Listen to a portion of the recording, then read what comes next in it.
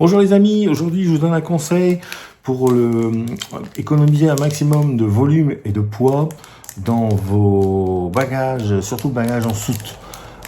Parce qu'on arrive très vite à la limite fixée par la compagnie aérienne. C'est souvent du 20, ça se balade souvent entre 20 et 25 kilos. J'ai même vu des fois par exemple des vols qui étaient moins chers, mais à condition par exemple de ne pas prendre de valise soute, juste un valise cabine. C'est tout.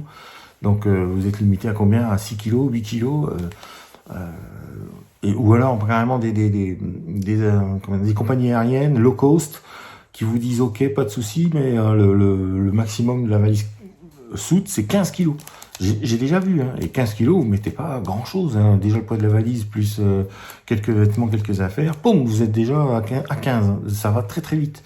Donc, comment déjà au niveau volume et au niveau poids, tout ce qu'on peut éviter de prendre, qui va, par exemple des choses qu'on prend et qu'on va être obligé de ramener.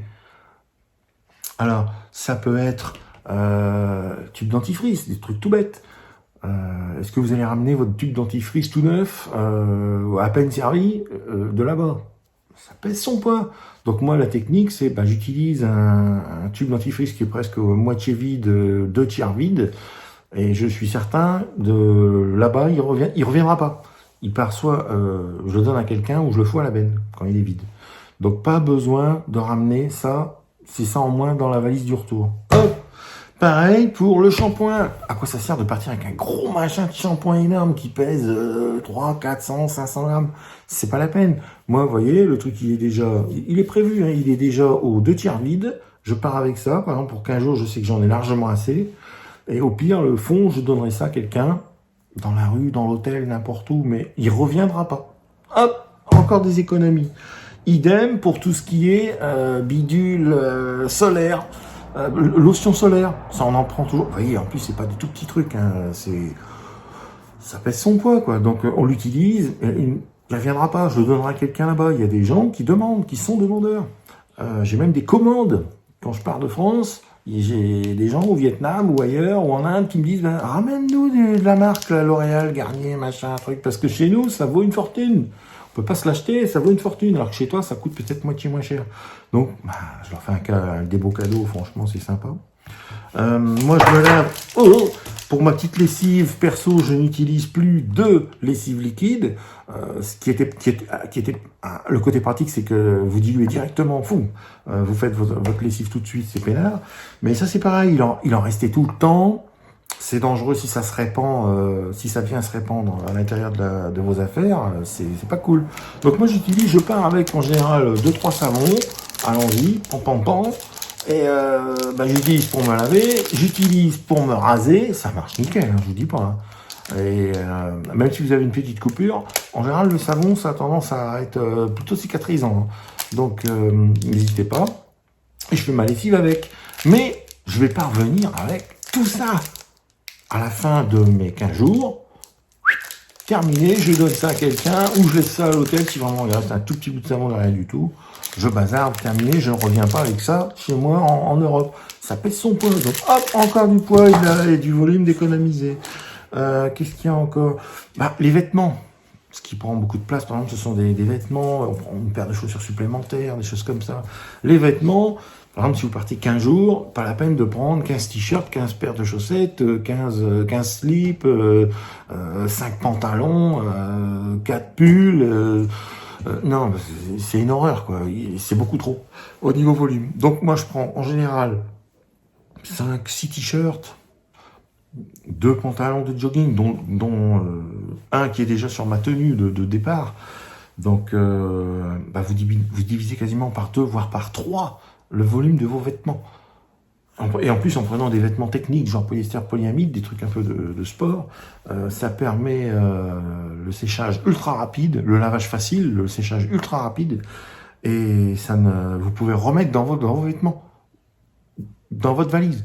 Moi, j'ai vu des gens faire la lessive, le lendemain matin, c'était pas sec, il fallait partir. On fait quoi? On replie les vêtements à moitié mouillés, humides, on les remet dans la valise, et puis Et puis, ça peut aller jusqu'à vos vêtements sont moisis, quoi. Donc, parce qu'ils arrivent, on n'a jamais le temps de les sécher, quoi. Et vous pouvez pas installer une corde à linge dans un bus de touristes, ou alors c'est compliqué, ou alors vaut mieux carrément des fois passer par les hôtels, dire voilà, j'ai besoin de faire sécher mes vêtements. Des fois ils sont équipés, hein, ils ont des sèche-linges, ils ont des machines à laver, ils ont tout ce qu'il faut, ils peuvent vous les laver, les sécher, les repasser, le lendemain matin, tout est prêt, pour une somme des fois vraiment modique.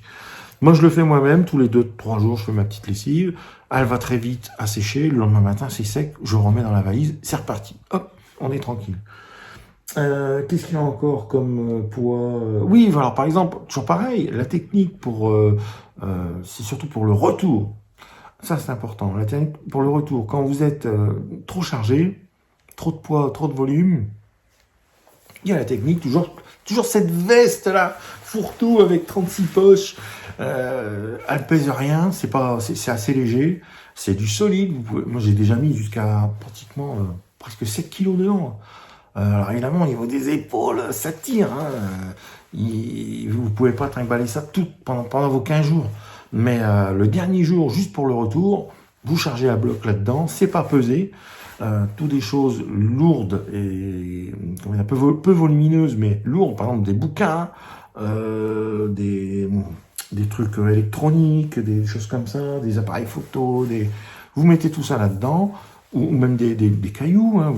Vous achetez des cailloux, des cristaux, des fossiles, des choses comme ça, bien emballés, hop, là-dedans, voilà, à l'aéroport, vous allez économiser quelques kilos qui sont pas vous payez pas de surplus dans vos valises, quoi, voilà. Donc, toujours intéressante, je la trinque-balle partout dans tous les pays, celle-là, elle me sert bien, elle m'a déjà économisé, elle a déjà été rentabilisée au moins 10 fois. Au moins, ça vous permet de revenir avec des vases, des bibelots, des cadres, des choses comme ça, des gobelets, de la faïence, de la porcelaine. Il y a plein de choses à ramener. Des pots en bois, des pots en lac, des boîtes. On peut acheter vraiment un tas de choses. J'ai même ramené un espèce de turban de l'Inde, des éventails, des choses comme ça, des petites figurines en bois sculpté. Des petits trucs en poterie, des poteries, des bouteilles.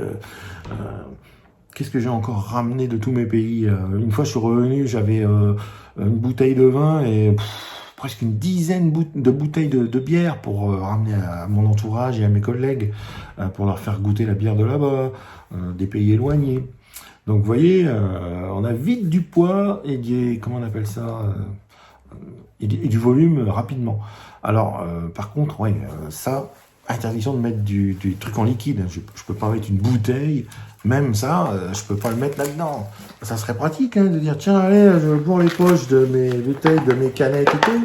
Mais à l'aéroport, ils vont dire, ah non, du liquide, ah, il veut pas, elle veut pas, elle peut pas, elle va plus, interdit.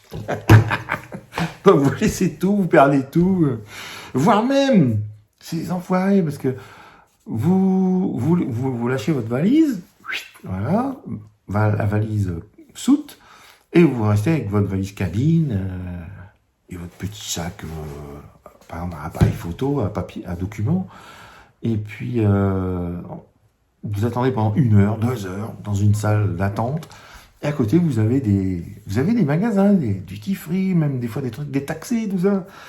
Je vous dis, tiens, dis donc, c'est pas cher, ici, c'est moitié moins cher, je vais en prendre un, hop, allez. Ah non, parce que dès que vous arrivez dans l'avion, ça, interdit, par terre, perdu, fini. Et vous pouvez pas vous faire rembourser, hein, c'est fini. Vous allez parcourir au magasin à 200 mètres, c'est foutu. Donc, n'achetez surtout pas de trucs en liquide.